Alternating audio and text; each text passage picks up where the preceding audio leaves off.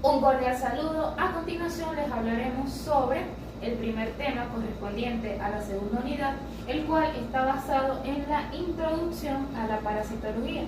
Este tema está encargado por los bachilleres Mijaeli Díaz, Soriana Cop, José Borreal, Yuri Goitía, Valentina Valles y mi persona, Edilma Ramones.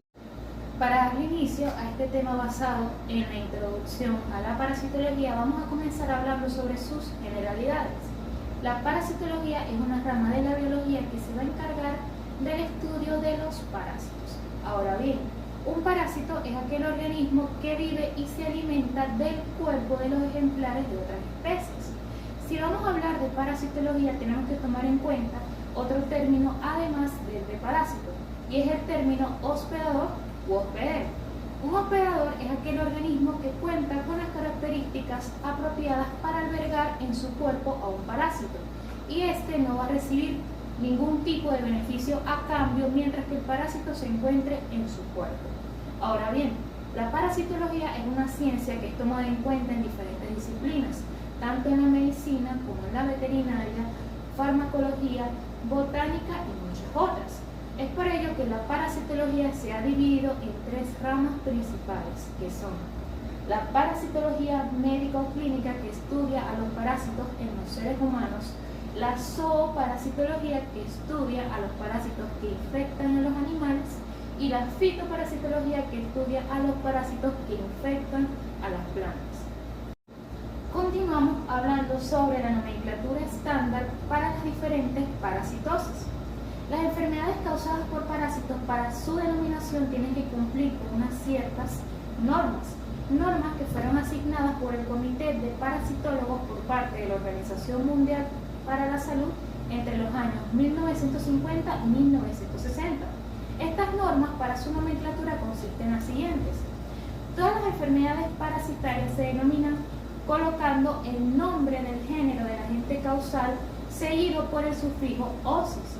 Por ejemplo, si hablamos de una enfermedad causada por el Ascaris lumbricoides, tomamos el nombre Ascaris seguido de osis para referirnos a una enfermedad conocida como ascarosis. Y asimismo, si hablamos de unas tenias como agente causal de una enfermedad, ponemos el nombre del género, que sería tenia, seguido de osis, para referirnos a una enfermedad conocida como teniosis.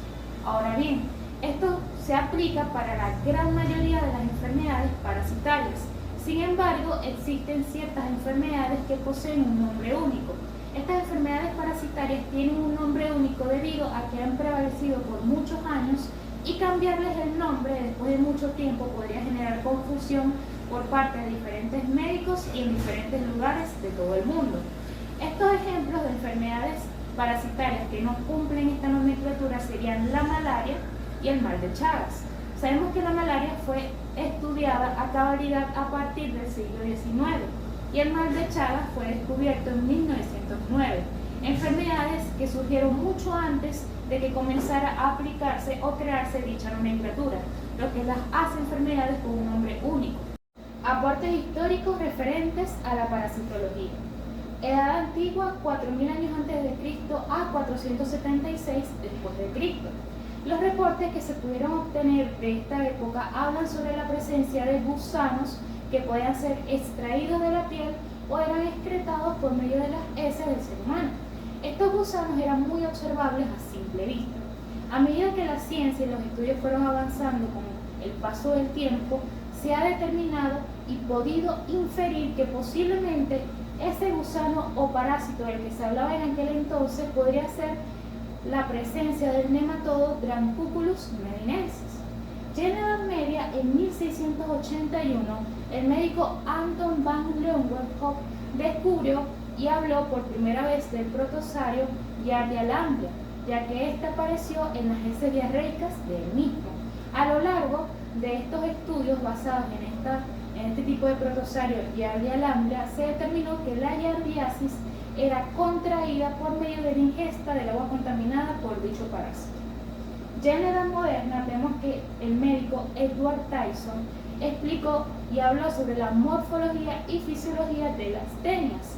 Y asimismo, en 1862, el médico francés Joseph David habló sobre el mecanismo de transmisión de las caries lumbricoides, y por medio de diferentes experimentos donde se utilizó parásitos, se determinó que la manera de contraer estas caries lumbricoides era por medio de la ingesta de sus huevos. Y ya como un reporte que se estableció a nivel regional, vemos que el paraguanero Víctor Raúl Soto, médico cirujano, también investigador, habló sobre el chitosoma manzoni, causante de la bilharzia, enfermedad que se presentó mayormente en los estados Aragua, Miranda, Vargas, Carabobo y norte de Guárico. Investigación que habló sobre la morfología, mecanismo de transmisión y fisiología de dicho parásito, por medio de una investigación denominada La naturaleza de la disentería en Caracas. Para continuar con el tema, les hablaré sobre la relación parásito-hospedador. Se le denomina parásito al ser vivo que se nutre y se aloja en otro ser vivo de diferente especie. Este último se le denomina hospedador.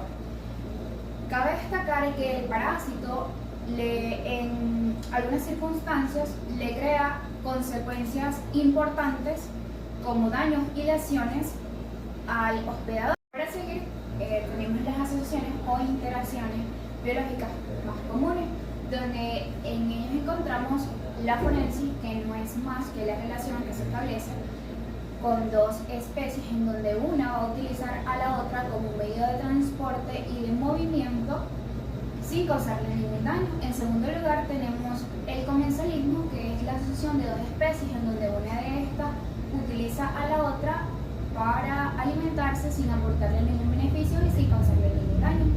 En tercer lugar tenemos el parasitismo, que es cuando un ser vivo, en este caso el parásito, se va a alojar en otro ser vivo que pertenece a otra especie, en este caso va a ser el huésped, y donde el parásito se va a alimentar del huésped, y es allí donde se desarrolla el acercamiento entre el parásito y el huésped. En cuarto lugar, encontramos el mutualismo, que es la interacción de ambas especies en donde ambas van a tener un resultado beneficioso sin causarse daño. En la segunda clasificación encontramos los parásitos intestinales, donde los parásitos intestinales más comunes son el oxívoro y el gárgara. El oxívoro, su apariencia es delgada, de color blanco y mide de 6 a 13 centímetros, en donde el género hembra de esta especie deja millones de huevos en la zona anal. Los síntomas producidos por el parásito oxívoro no son más que comezón vaginal en las mujeres y comezón anal en los dos géneros. También causa náuseas ocasionales y dolor estomacal, el rechinar de los dientes y insomnio. Luego encontramos la giardia. El giardia no es más que los parásitos que se consumen a través de la ingesta de agua contaminada. La giardiasis tiene síntomas como náuseas, pérdida de peso, dolor estomacal, heces blandas, diarrea. Ok, según clases de parásitos y sus hospedadores, según características biológicas, encontramos que entre una de sus clasificaciones están la localización de los parásitos sanguíneos, que estos son los que se encuentran en la sangre de sus hospedadores. Ejemplos como este incluyen el plasmodio, que es el causante de la malaria, el trypanosoma, causante de la enfermedad del sueño, y la filariasis, causante de la filariasis. Entre otras de sus clasificaciones encontramos el ciclo biológico. Ok, el ciclo biológico encontramos primero el monoceno, que son parásitos que completan su ciclo de vida en un solo tipo de hospedador. Ejemplos como estos encontramos lo que es la entamovea histolótica, causante de la disentería amebiana. Se produce y completa su ciclo de vida en el intestino humano. Ahora, el heteroxeno son los parásitos que requieren más de un tipo de hospedador para completar su ciclo de vida. Ejemplos como estos, Taenisolio, que es la solitaria porcina, requiere tanto cerdos como humanos en diferentes etapas de su ciclo de vida. En cuanto a su especificidad, los estenoxenos, o los parásitos, que son muy específicos en cuanto a sus hospedadores, que pueden infectar. Ejemplos como estos encontramos el pedículo humano, o piojos humanos, y los euroxenos. Los parásitos euroxenos pueden infectar una amplia gama de hospedadores, ejemplo como el Toxoplasma gondii, causante de la toxoplasmosis, y que puede infectar tanto humanos como otros animales, incluyendo mamíferos y aves. Y en cuanto a su duración, los parásitos accidentales son parásitos que infectan a un hospedador que no es su hospedador habitual, a lo que suele ocurrir de manera accidental. Ejemplo, las larvas de las moscas que infectan a las heridas de los humanos. Y los parásitos protelianos son parásitos que tienen una duración limitada en el hospedador, es decir, solo se encuentran en una etapa temprana de su ciclo de vida en el hospedador. Ejemplo, las larvas de nematodos que se encuentran en el intestino delgado humano, pero no se desarrollan hasta la etapa adulta. Continuando con la clasificación de los parásitos, tenemos según su adaptación. Entre ellos tenemos los parásitos obligados y facultativos. Los parásitos obligados son parásitos, los cuales también son denominados como holoparásitos. Estos parásitos necesitan a un hospedador para completar su ciclo de vida. Seguidamente tenemos los facultativos, los cuales los facultativos parece un concepto contrario a los obligados, ya que los facultativos no necesitan a un hospedador para completar su ciclo de vida. Se dice que incluso los parásitos obligados están más preparados a la vida parasitaria que los parásitos facultativos. Es importante conocer un conjunto de definiciones, como en el caso de la patogenicidad, la cual se refiere a la capacidad que tiene un hongo, parásito o virus de infectar a un huésped. La virulencia es la medida cuantitativa de la patogenicidad. La invasividad se refiere a la capacidad que tiene un hongo, virus o parásito de esparcirse o extenderse en la superficie del hospedador. En el caso de la primoinfección se refiere simplemente a la primera infección, en el caso del primer contagio. Ahora, hablando de los periodos parapsicológicos, tenemos el periodo prepatente, patente y subpatente. El periodo prepatente es el tiempo que transcurre desde que el parásito infecta al hospedador y se encuentra presencia de este dentro del cuerpo, como sucede en el caso de las heces, la orina, la sangre e incluso presencia en biopsias, etc. Tenemos el periodo patente, que es el tiempo el cual se presenta el parásito y los síntomas, es decir, ya es el periodo en el cual se presenta la enfermedad del hospedador. En el periodo subpatente es el tiempo el cual ya el parásito no se encuentra en el hospedador y ya es el periodo en el cual los síntomas ya no están. Continuando con la información de mi compañero, debemos hablar propiamente sobre lo que son los periodos clínicos. En este encontramos principalmente tres. El periodo de incubación, el cual es el intervalo de tiempo que transcurre entre la exposición a un agente patógeno o agente infeccioso y la aparición de los primeros síntomas en el individuo. Luego tenemos lo que es el periodo sintomático, que como su nombre lo indica, es aquel intervalo de tiempo que se da cuando se manifiestan los síntomas, mientras que el periodo latente es cuando ya se experimenta una desaparición de los síntomas. ¿Sí, ok? El diagnóstico clínico epidemiológico se refiere al proceso de identificación de una enfermedad o de cierta enfermedad en el individuo en base a sus síntomas clínicos o aquellos factores epidemiológicos, como su nombre lo indica. Estos pueden ser aquella exposición a estos factores de riesgo sobre la enfermedad. Este diagnóstico epidemiológico se da cuando no se cuenta con diagnósticos de laboratorio o simplemente estos no son concluyentes. Propiamente la epidemiología tenemos que es aquella que estudia o que se ocupa de la frecuencia y el patrón de eventos de salud en una población. Esto va desde el estudio de ciertos casos de enfermedad en una población determinada y qué relación tienen estos casos con el total de esta población, para generar aquellos proyectos para prevenir enfermedades o en su defecto generar proyectos para atender a aquellas personas que ya se encuentran en estado de enfermedad. En cuanto propiamente a nuestro tema, que es la parasitología, tenemos que el diagnóstico clínico es fundamental el apoyo de los laboratorios y esta se da principalmente de dos formas. En una donde se evidencia directamente el parásito o fragmentos de esta, que se denomina como método directo, y en aquella donde se pone a prueba el sistema inmune del hospedadero o del individuo, que sería lo que es el método indirecto.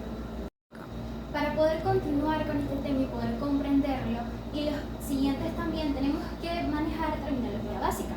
En ella principalmente encontramos lo que es la prevalencia. La prevalencia es la medida de frecuencia de una enfermedad que se puede dar en una localidad determinada y en un periodo de tiempo.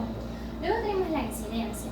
La incidencia es el número de nuevos casos de una enfermedad que se puede dar en una localidad e igualmente un periodo de tiempo prolongado. La endemia es aquella persistencia de una enfermedad en una localidad, bien sea porque ésta se mantiene constantemente o porque puede volver a aparecer en ciertos periodos de tiempo. Luego tenemos la epidemia, la cual es una enfermedad que se puede transmitir de una localidad a otra en un periodo de tiempo determinado, mientras que la hiperendemia es aquella transmisión que se da constante e internamente. Luego tenemos la pandemia.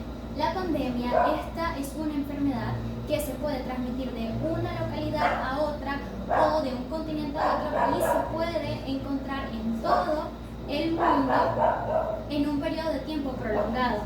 Luego tenemos la holoendemia, la cual es una enfermedad que se da desde temprana edad y que puede ocasionar daños a toda la población en un tiempo bastante prolongado. Es una infección, tiene que ser una infección bastante elevada. Luego tenemos lo que es la alopatria y la simpatria.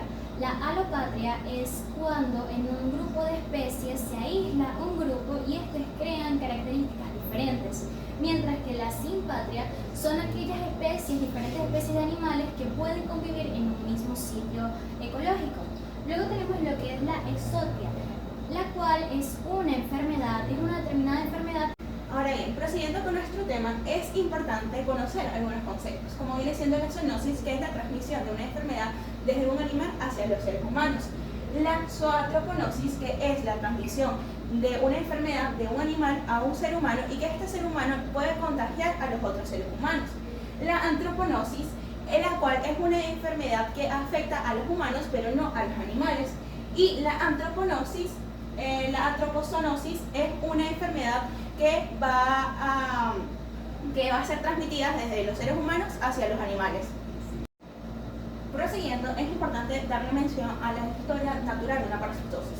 Es importante mencionar que puede ser transmitida por medio de desechos fecales, tanto de humanos como de animales, por medio de saliva, por comer carne cruda, por medio de un vector artrópodo, como puede ser un mosquito o un chinche, y también por contacto sexual. La historia natural de la parasitosis se puede clasificar en dos periodos, en un periodo prepatogénico y un periodo patogénico. El periodo prepatogénico es el que se da antes de que la gente infecte al huésped. Aquí va a haber un equilibrio en esta tríada epidemiológica, como viene siendo el agente, huésped y medio ambiente. Al romper este equilibrio va a desentonar el periodo patogénico, el cual se rompe este equilibrio por medio de un estímulo.